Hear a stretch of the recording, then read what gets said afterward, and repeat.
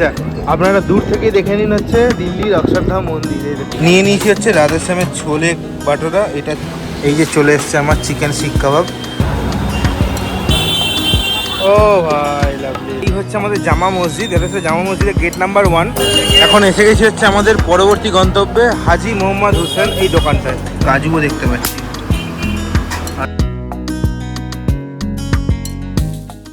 নমস্কার সবাইকে, আর একটা নতুন ব্লগে আপনাদের স্বাগত জানাচ্ছি দিল্লি থেকে। আমি এখন দাঁড়িয়েছি হচ্ছে নিউ দিল্লি রেলওয়ে স্টেশনে। আগের পর্বে আপনারা দেখেছেন যে দেরাদুন নিউ দিল্লি জনশতাব্দী এক্সপ্রেসের ট্রেন জার্নির ভিডিও। আর এখন আমি নিউ দিল্লি রেলওয়ে স্টেশনেই আছি। আর আজকে নিউ দিল্লি স্টেশনে কিছু মানে এর কাছাকাছি যে খাবারের খনিগুলো আছে সেইখানে যাব। আজকের ভিডিওটা একটু অন্য রকমের, ট্রাভেল ভিডিও নয়। আজকে হচ্ছে ফুড ব্লগিংয়ের ভিডিও। ফুড ব্লগিং করতে পারি না, তাও যতটা পারি আপনাদেরকে দেখাবো। চলুন তাহলে একদম ব্রেকফাস্ট দিয়ে শুরু করা যাক। ব্রেকফাস্ট করবো হচ্ছে নিউ দিল্লি স্টেশনের খুব সামনেই রাধেশ্যামের ছোলা বাটোরা খেয়ে। চলুন তাহলে একদম দোকানে যাওয়া যাক। এদিকে দেখুন নিউ দিল্লি স্টেশনের এন্ট্রি লেখাই আছে, ঠিক তার অপোজিটেই দেখুন একটা গলি ঢুকে যাচ্ছে। এখানে অনেকগুলো দোকান আছে। এই যে শুদ্ধ শাকাহারি দেখুন, স্যামসাংয়ের একটা শপ আছে। এই ঠিক তলা দিয়ে যে গলিটা চলে যাচ্ছে, এই গলিটার ভিতর দিয়ে ঢুকবেন। এই গলিটার ভিতর দিয়ে এসেই এই বাঁদিকে আসবেন। বাঁদিকে এসে সবচেয়ে যে দোকানটায় বেশি ভিড়, ওই দোকানটাই হচ্ছে রাধেশ্যামের ছোলে কুলচা। এই যে লোকজন খাচ্ছে এখানে। নিয়ে নিয়েছি হচ্ছে রাধেশ্যামের ছোলে বাটোরা। এটা হচ্ছে বাটোরা আর এটা হচ্ছে ছোলা। এর মধ্যে দিয়েছে হচ্ছে লঙ্কা, পেঁয়াজ, আর এটা একটা কি আচার টাইপের দিয়ে দিয়েছে। এর ভিতরটা যদি আমি দেখি, সুন্দর পনিরের স্টাফিং করা আছে। চলুন তাহলে একটুখানি খেয়ে দেখা যাক।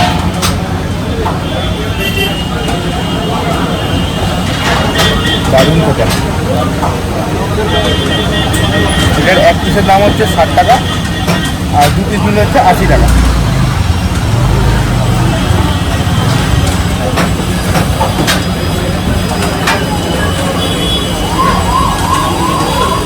ছোলা বাটোরা খাওয়া কমপ্লিট।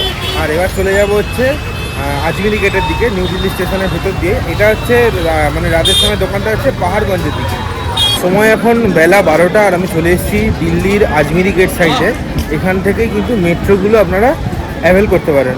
তো আমি দেখিয়ে দিচ্ছি কিভাবে আপনারা যাবেন। আর আমি এখান থেকে যাব হচ্ছে দিল্লির বিখ্যাত অক্ষরধাম মন্দিরে। এই হচ্ছে ব্যাপার। আর অক্ষরধাম মন্দির আমি এতবার দিল্লি এসেছি কিন্তু যাইনি, তাই এবারে টাইম আছে দেখে অক্ষরধাম মন্দিরটা একবার ঘুরে আসি। এই হচ্ছে নিউ দিল্লি স্টেশনের আজমিরি গেট সাইড, আর ঠিক তার এই দিকেই হচ্ছে এইটা হচ্ছে মেট্রো। আর নিউ দিল্লি স্টেশনের সামনে যে মেট্রোটা আছে সেটা হচ্ছে ইয়েলো লাইন, আর আমি অক্ষরধাম যাব সেটা হচ্ছে ব্লু লাইন। আমি কিভাবে যাচ্ছি সেটা আপনাদেরকে একবার দেখাবো। চলুন। এই দেখুন এখানে লেখাই আছে মেট্রো। এই যে মেট্রোর এই পাশেই আমরা যাব। অক্ষরধাম যাওয়ার জন্য 30 টাকা টিকিট কেটেছি মেট্রোর। এই হচ্ছে টিকিট। এই টিকিটে করে মানে ইয়েলো লাইনের টিকিটে করে যাব। প্রথমে হচ্ছে রাজীব চক বলে একটা স্টেশন, মানে এর পরের স্টেশনটা হচ্ছে রাজীব চক। ওখানে নেমে আবার ব্লু লাইনের মেট্রো করতে হবে। এই যে মেট্রো এসে গেছে, আর এই যে মিলেনিয়াম সিটি সেন্টারের যে মেট্রোগুলো সেগুলোই যাবে হচ্ছে রাজীব চক।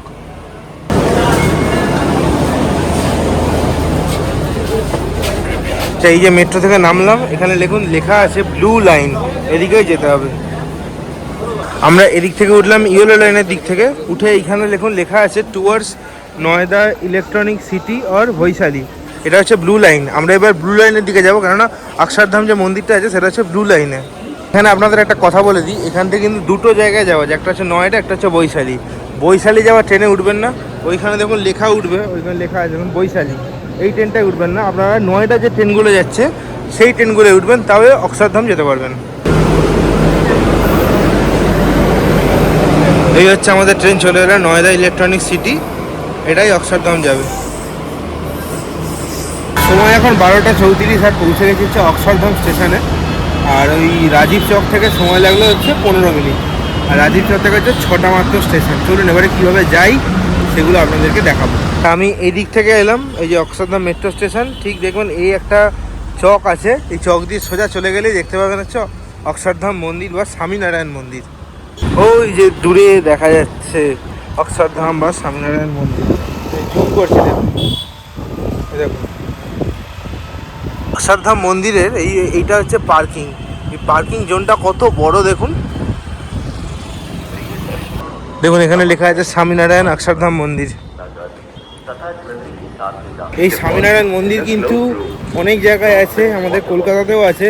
কলকাতাতে হচ্ছে আপনার ওই বেহালা ঠাকুর পুকুর পেরিয়ে ওই জায়গাটাতে একটা আছে স্বামীনারায়ণ মন্দির। আবার বিদেশেও অনেক জায়গাতে আছে। আমি দিল্লির অক্ষরধামটা আমি যখন অনেক ছোটোবেলায় দিল্লি এসেছিলাম তখন দেখছিলাম যে তৈরি হয়েছিল। তার এর আগের বার যখন দিল্লি আগ্রায় এসেছিলাম তখন এটা দেখা হয়নি, তখন তৈরি হয়ে গেছিলো। আর এবারে সময় আছে বলে অক্ষরধাম মন্দিরটা একবার দেখে নিই। আর ভিতরে ফোন অ্যালাউ নেই, আপনাদেরকে দেখাতে পারবো না। ওই বাইরে থেকে যেটুকু দেখালাম ওইটুকুই। আপনারা যদি দিল্লিতে হাতে সময় থাকে এসে কোথা থেকে বেরিয়ে এসে তাহলে অন্তত অক্ষরধাম মন্দিরটা দেখে যাবেন, 1 ঘন্টার মধ্যে হয়ে যাবে দেখা। এই হচ্ছে স্বামীনারায়ণ অক্ষরধামের মানে টেম্পেলের মেন এন্ট্রি। এর ভিতরে মনে হচ্ছে ক্যামেরার অ্যালাউ নেই। গেট দিয়ে ঢুকেই দেখতে পাবেন এরকম সিকিউরিটি ব্যাগের চেক, এখানে কিন্তু ব্যাগগুলো চেক হবে।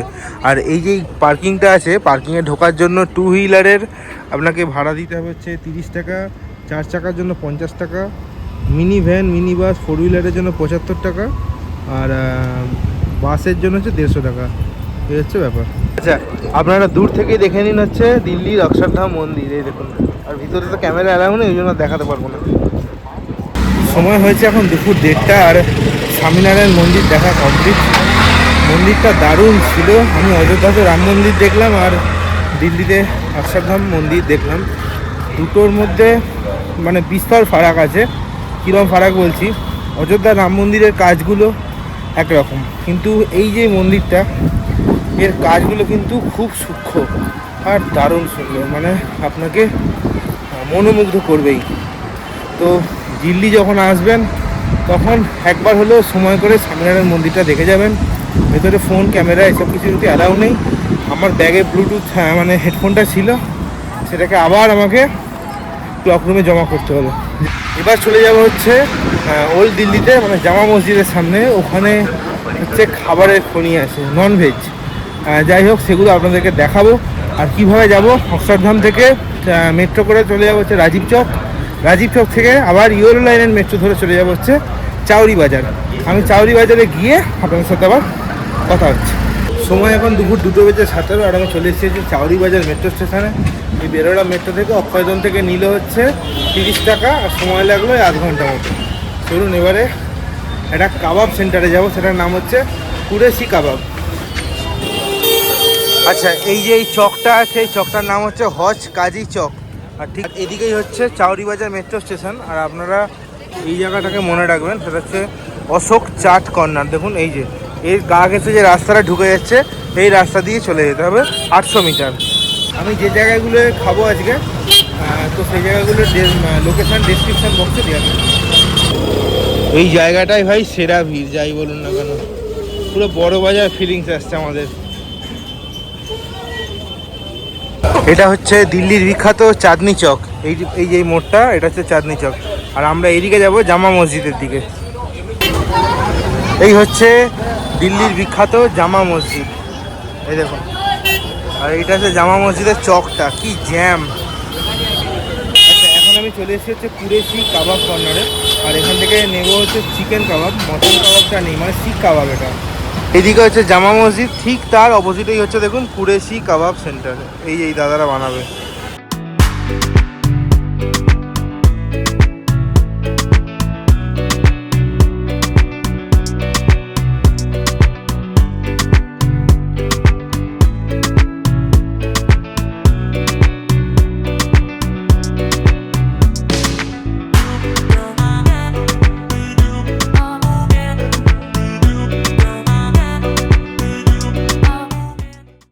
এই যে চলে এসছে আমার চিকেন শিক কাবাব। এটার উপরে একদম বাটারে একদম পুরো চান করানো, আর উপরে মালাই দেওয়া, আর এখানে হচ্ছে গ্রিন চাটনি আর পেঁয়াজ। চলুন তাহলে একটুখানি খেয়ে দেখা যায় কীরকম খেতে। এই বাটারে চুবিয়ে নিয়ে এটাকে এরকম চামচ দিয়ে কেটে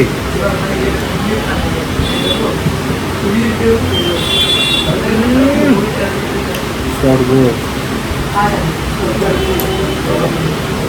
দারুণ কথা, সুপার। গ্রিন চাটনিটা হেভি। তারপরে দিয়ে হচ্ছে এখন পেঁয়াজ, হেভি খেতে লাগছে। এই মাংসটা এত পরিমাণে সফট, এরকম ভেঙে আসছে মাংসটা একদম। এটাকে নিয়ে জাস্ট এরকম বাটারে চুবিয়ে নিয়ে আর তার উপর এরকম একটু পেঁয়াজ দিয়ে মুখে। এই দোকান থেকে চিকেন শিক কাবাবটা খেলাম, যা খেতে ছিল না, পুরো মুখে লেগে থাকবে। 60 টাকা করে, আমাদের কলকাতাতেও বিক্রি হয়, কিন্তু এরকম বাটার ক্রিম এসবে পুরো চোবানো থাকে না, এটা পুরো চোবানো। দারুণ খেতে ছিল।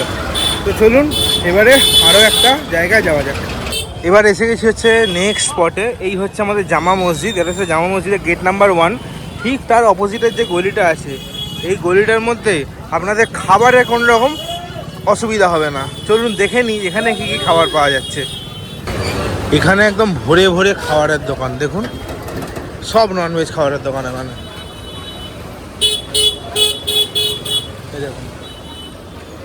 এখন এসে গেছি হচ্ছে আমাদের পরবর্তী গন্তব্যে, হাজি মোহাম্মদ হোসেন এই দোকানটায়। এই দোকানটা অসাধারণ ফ্রায়েড চিকেন পাওয়া যায়। একজন বুড়ো আঙ্কেল বসে, কিন্তু সে আজকে নেই। চলুন ভেতরে যাওয়া যাক। চলে এসেছি হাজি মোহাম্মদের দোকানে। ফ্রায়েড চিকেন অর্ডার দিয়েছি, একটা লেগ পিস 140 টাকা। আর এখানে কিন্তু ভিডিও করতে দিচ্ছে না, যাই হোক কিছু করার নেই, যেটা যাবেন। এটা হচ্ছে হাজি মোহাম্মদ হোসেনের রেট চার্ট, আপনারা চেক করে নিতে পারেন। এসে গেছে হচ্ছে আমার চিকেন লেগ পিস আর রুমালি রুটি। এটার দাম হচ্ছে 140 টাকা, আর এটা হচ্ছে 15 টাকা। আর এর সাথে দিচ্ছে হচ্ছে পেঁয়াজ, আর একটা গোটা লেগ পিসকে 3টে ভাগ করে দিয়েছে, লেবু আছে আর চাটনি আছে। এই লেগ পিসটার সফটনেসটা একবার একটু দেখে নিই কীরকম। তো এইটাই কেকি, এটা মোটামুটি এই যে ঠিকই আছে, খুলে যাচ্ছে একদম। একটুখানি খেয়ে দেখা যাক কীরকম খেতে। পিসটা টেস্ট আছে, আর তার সাথে ওই চাটনিটা দিয়ে দারুণ। ওখান থেকে ফ্রাইড চিকেন খেয়ে বেরিয়ে গেছি, এবার যাচ্ছি হচ্ছে অন্য একটা ডেস্টিনেশনে। চলুন। আচ্ছা, আমি এখন চলে এসেছি হচ্ছে আর একটা নতুন বিরিয়ানির দোকানে। দেখুন, মোহাম্মদ তফিক দিল পছন্দ বিরিয়ানি, এই দোকানটায়। এই হচ্ছে বিরিয়ানির দাম। এখানে বাফেলো আর চিকেন দু রকমের পাওয়া যায়। 260 টাকা হাফ 120, 1 কেজি 240, আর উইথ বক্স 260। এই হচ্ছে ওদের নাম্বার। এই হচ্ছে কোয়াটার চিকেন বিরিয়ানি, তার কোয়ান্টিটি হচ্ছে এইটা। 1 পিস মতো মাংস আছে, আর একটা তার ছোটো ভাই আছে। আর এরকম হচ্ছে রাইসের কোয়ালিটি, আবার কাজুও দেখতে পাচ্ছি। আর মাংসটা নরম হচ্ছে, বিশাল নরম মাংসটা। এবারে একটুখানি খেয়ে দেখা যাক কিরকম খেতে।